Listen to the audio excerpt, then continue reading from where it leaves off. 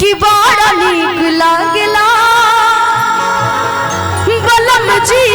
के बोलिया कि जब से ले गइल बड़े आपन घर डोलिया कि बन के हमारा जिंदगी कि बन के हमारा जिंदगी में आगिल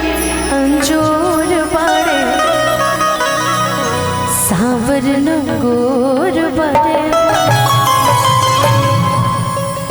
पहले के समय में जब ब्याह शादी होत रहे तो लड़का लड़की के ना देखे, खाली सुहागरात के दिन देखत रहे, आकि तो सेनूर दान के समय।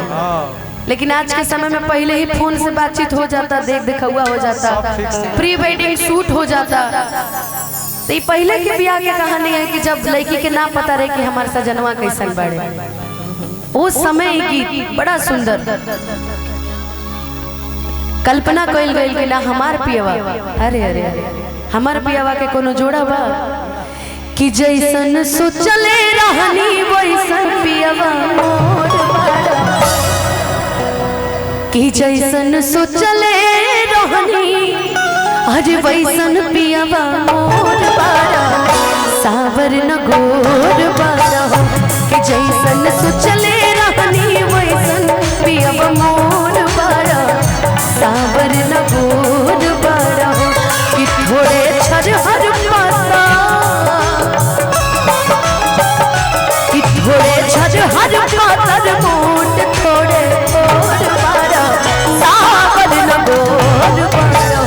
कि जैसन सोचले रहनी वैसन पियवा मोर बड़ा सावर नगोर बड़ा।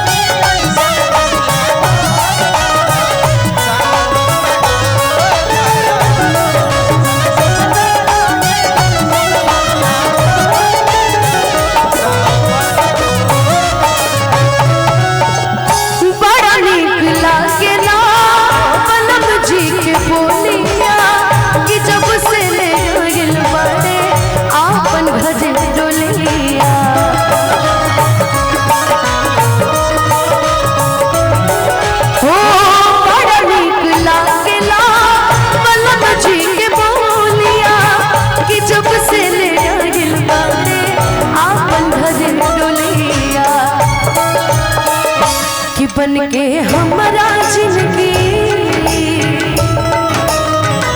कि बन के हमारा जिंदगी में आइल रंजोर बड़ा सावर नगोर बड़ा, कि जैसन सोचले रहनी वैसन पियवा मोर बड़ा सावर नगोर बड़ा। छोट बात न बना राजा लइका बानी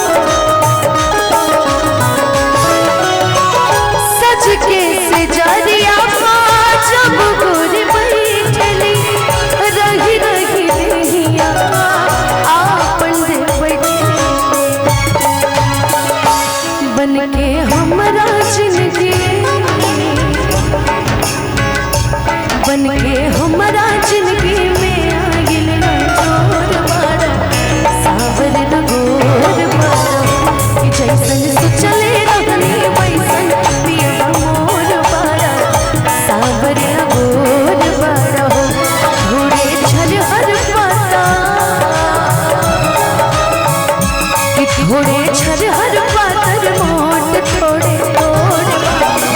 सावर न गोर बरहो कि जैसन सोचले रहनी वैसन पिया मोर बरहो सावर न गोर